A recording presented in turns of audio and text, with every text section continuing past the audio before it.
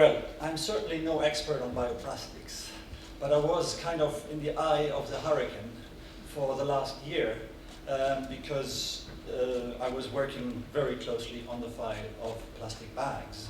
As you know, Parliament is co-legislator. The Commission made a proposal on what to do with regard to plastic bags, but ultimately it is the Council, so the 28 member states of Europe, the European Union, plus Parliament who have to agree on the law. And it was a Green member of Parliament that was charged to lead the negotiations, and I was the Sherpa behind the lead negotiator.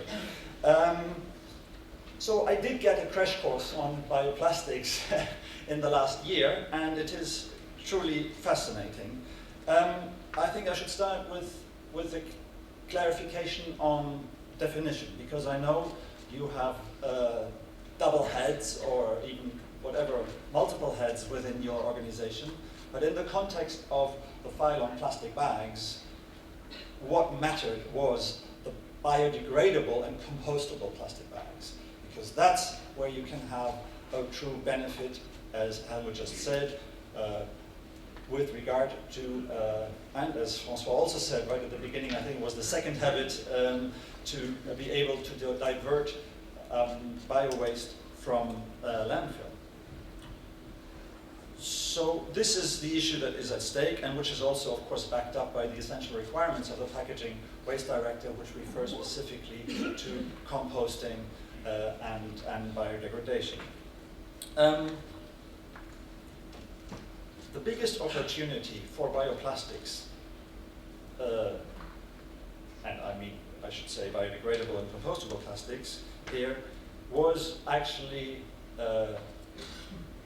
presented right from the beginning, because as you know, there is a law in Italy which decided to ban conventional plastic bags and instead replace them by plastic bags made of biodegradable material.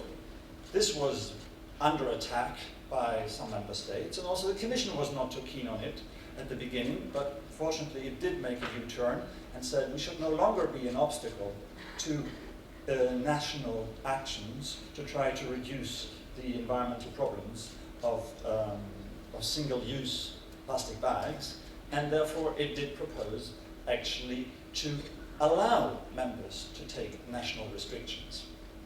Well, this was under heaviest attack possible by the conventional plastics industry. They thought that this was going to be the end of the internal market. They teamed up with American Chamber of Commerce, toys industry, and so forth, the brewers, to say, no, no, no, you have to stop this. You're setting a horrible precedent, end of internal market. Well, I think they didn't get much support, except from the UK Tories, but they are normally on a different planet anyway. So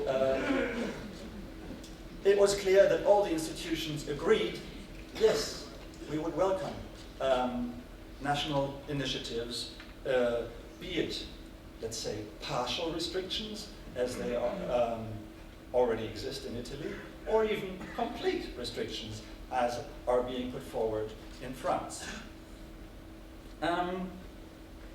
Well, the Commission proposal said member states should take action to reduce the consumption of lightweight bags. It had made an impact assessment which said an 80% reduction target combined with pricing and the possibility of national restrictions would be the way forward.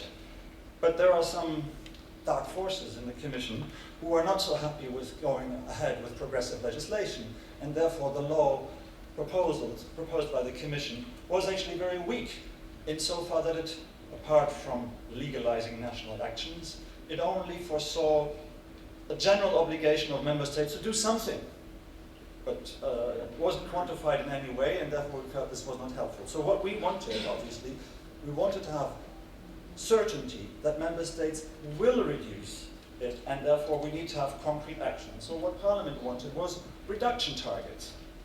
And of course, we had meetings together with your industry, and you were saying, yes, you support reduction targets, but please not for our bags, because they are so green. And we said, no, sorry, this is one too many. We think we're talking about a single use of plastic bags. You know, you go shopping, you're lazy because you haven't brought anything along, and you just use a bag and you throw it away. So it's the icon of the throwaway society. And no matter how green the bag it is, this is a superfluous, unnecessary use that we need to cut. And therefore we said, no, sorry, we want reduction targets for all. And so, and I must give you the credit that you did come around and accepted that it's probably no good to longer insist on having an exemption there. So we now in the law, what we agreed, because to set binding reduction targets for everyone was unfortunately not acceptable to the member states, but is one of the two options. So they can either say, yes, okay, we accept reduction targets, and the levels that we have set are, they are 90 bags by 2019 and 40 bags by 2025, and this corresponds to a reduction by around 50% for the first target and by 80% for the second target, compared to the baseline, which is 2010, so the EU average there. So that is one of the things that member states can say, okay, I go for that, and then I'm free to choose whatever action I take to deliver on those targets. Or member states would oblige, or would accept, to introduce mandatory pricing, or rather to say, we are no longer allowing retailers to give out plastic bags for free, because this is where we have this absurd incentive for littering and for wasting, because you're just getting a resource that comes with a cost, and that comes not only with a production cost, but also with an environmental cost afterwards. We should no longer give those out for free. And so then the question, of course, here was also, what should be priced and so forth, and there was never a disagreement amongst us and your industry. You were also always saying, yes, of course the bags should be priced, including, of course, the biodegradable ones. And so that is there as the second option, so to say, for member states to choose from. We had actually wanted to have mandatory pricing for everyone, so in all member states. That was not as such accepted. So Parliament wanted targets and pricing. Now we have targets or pricing. And in that context we said, well, in member states that have separate collection of bio-waste, they might actually want to promote the biodegradable bags, because as the instrument to divert organic waste to landfill, and they could then reduce the price by 50%, but not give it out for free. However, because we didn't have, or we wouldn't get mandatory pricing as a standalone provision everywhere, we could not get that accepted in Council. But what we could get accepted and what we were fighting for is then that there is a possibility for member states to vary the measures. So all the various measures, they can vary, and we have now an explicit reference also to composting properties.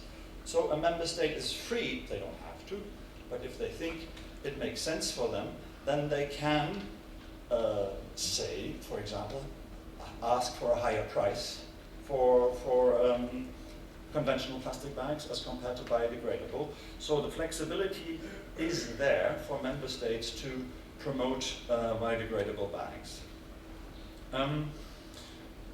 Maybe this, which could have been the biggest promotion on top of what was already existing, would have been the replacement of the very lightweight plastic bags. Those are the ones that you all know when you go into a supermarket and you go shopping for fruits and vegetables, and which allow you to choose the quantity you want.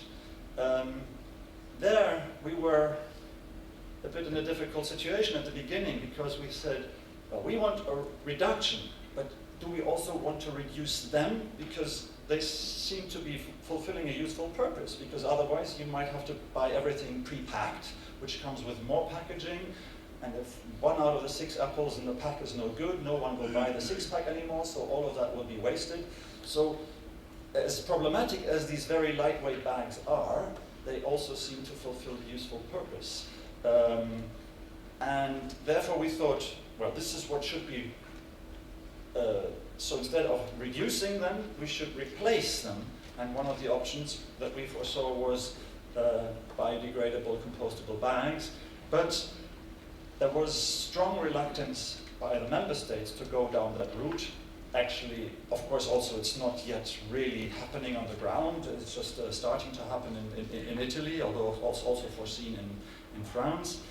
But I think it's also due, and that was one of the big lessons for me, and Helmut just referred to it before. It's unbelievable what kind of hate messages you get with regard to biodegradable plastics. But it's also all because it's all put into one big box. So there's no distinction between the different applications and the different nature and so forth. You look at the studies from the German Environment Agency, which is, let's say, a relatively green agency. It's not very favorable to bioplastics, but it's, again, it's just looking at everything together and not looking at the specific uses and the specific benefits they can have. So there was no point that we could win on this, so we had to drop it, but instead we did get a study obligation on the Commission to see what can be done in the future to address the problem of very lightweight plastic bags. And then comes this totally absurd issue of the OXXO fermentable plastics. I must admit, a year ago, I didn't know of these. So someone thought that they would be particularly ingenious by putting an additive into your polymer chain, making the polymer fragment, which then means out of one bag you have I don't know how many million microparticles, which out of sight, out of mind, magically disappear. And, well, we had a strong majority in Parliament to ban this technology.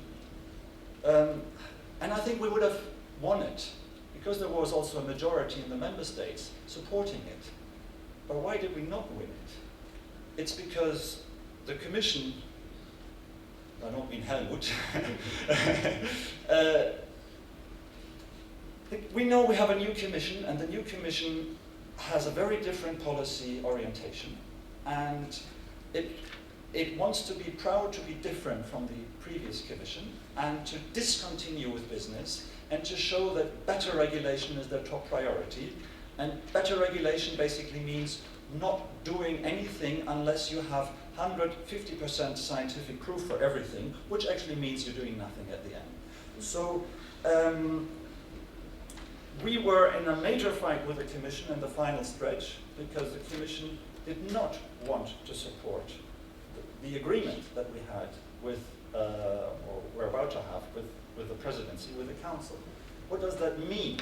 In the European legislative process, if the Commission, which has made the original proposal, says no, then it forces the member states into unanimity. So all 28 member states have to agree. So it's enough for one single member state to say no, and everything collapses. So who is behind OXXOs? It was quite a revealing research. There's one company, I don't know whether anyone is present here, it's called Symphony. Well, there's another company, it's EPI, but that's Canadian-based, but Symphony is based in the UK. If you check out the website, they employ a total of 30 people in the whole world. So you're talking about 23,000 people. There's one company, 30 people, that seems to create serious problems for your business because it's running with a claim that I think it doesn't deserve, and thereby creating, of course, problems for those that are truly biodegradable. If you check who is in their board, the chairman of the board is a UK MEP, current MEP, Tory. The deputy chairman of the board is another ex-Tory. And the former leader of the ECR group, so the UK, led by the UK Tories, just joined them as a consultant.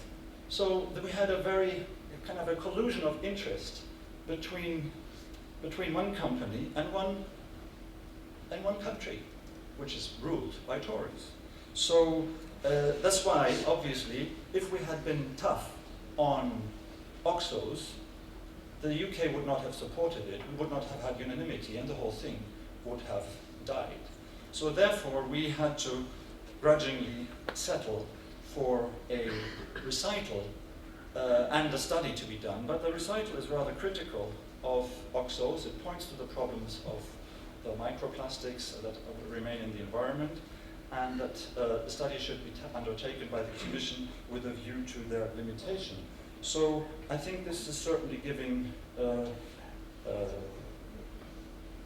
puts a process in motion against this technology, and which should also be able, which also should help you in your further work to point to this problematic technology, and actually allow you to ask member states to go ahead with national restrictions of these while we are waiting for some European action. Two more things quickly that were adopted and was a difficult fight. Labeling. We thought it, especially because of the misleading claims that are being made, we should have proper labeling, and this has been accepted and is in there, and obviously it would help you also against those who make claims that are not correct. And the Commission will ask CEN, should at least ask CEN to develop a standard on home compostability, so that we also have clarity about what are the requirements there.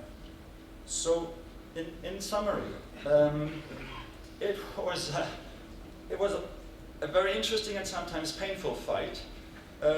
We were confronted with extreme positions from various stakeholders at the beginning. In the run-up to the vote in plenary in April this year, it was above all the very, very heavy opposition from the conventional plastics industry that, however, against the possibility of national restrictions above all, that was being put forward, but that was not successful. And then during the negotiations, it was actually the Commission's being particularly difficult because it simply did not want to accept that member states would be prepared to commit to legally binding reduction targets, which is quite absurd for a Commission on an issue where it has broad support from citizens that this plastic bag use should be reduced. So just to say quickly what opportunities are there in this future legislation. So apart, of course, from a general obligation to reduce plastic bags in a significant manner. So there's the possibility of national restrictions, which is like the case of Italy. There is the possibility to vary the measures based on the composting properties. There is a recognition of the problems of OXXO fermentable plastics, and indeed national restrictions would now be possible to be taken on that. There will be harmonized labeling, and there will be a standard for home compostability for biodegradable materials. So I think all in all, not too bad, I would say. Just to close with 3 recommendations from my side to your industry, if I may. Picking up from the point that Helmut made, I think as long as you put the very different bioplastics that are within your organization all into one bag and just always say how good they are, I think then you are confronted with this opposition that you have. I think you have to dissect it and really see where are your specific benefits in which sectors and make a specific case there, and not try to always satisfy every one of your members on every issue. Second point would be it's this issue of single use. I don't think it is wise to justify single use where you can have multiple use. I mean, there are single use items which are always single use, that's a different matter. But where you can have multiple use instead, I don't think that you should be promoting bioplastics for these applications. I think that's one of the reasons why it's burnt territory in Germany because of what happened there with regard to the promotion of certain bags there. But again, the plastic bags for me are a specific issue because there you do have this this very specific case with regard to the diversion of the organic waste. So while they are in a way single use, there's a secondary use which justifies this. And well, finally, it's just a wish for me that I've been trying to fight the fight on OXXOs as far as I could, and of course I will continue that, but I hope you're using what we have adopted there as a stepping stone for really ending this technology, which is not only greenwashing, but which is polluting, and which should therefore not